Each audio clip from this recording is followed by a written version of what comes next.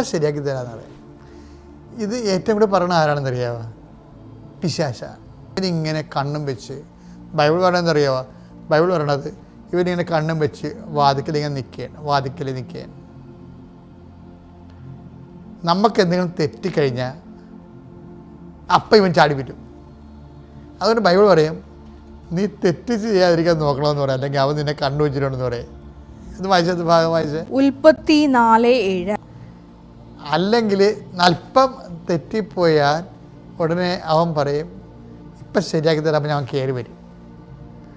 ഇപ്പം എന്ത് ചെയ്താലും ഓരോ വിഷയത്തിനും അതിൻ്റെ നല്ലത് ഏതാണെന്ന് നോക്കണം. എന്ന് വെച്ചാൽ നല്ലതെന്ന് പറയുമ്പോഴേ ഒരു കുഴപ്പം വെച്ചാൽ, നല്ലതെന്ന് വെച്ചാൽ അതിൽ ദൈവത്തിന് നല്ലതാണ് നമ്മൾ നോക്കേണ്ടത്. അവിടെയാണ് ഈ ആൾക്കാർക്ക് പണി കിട്ടുന്നത്.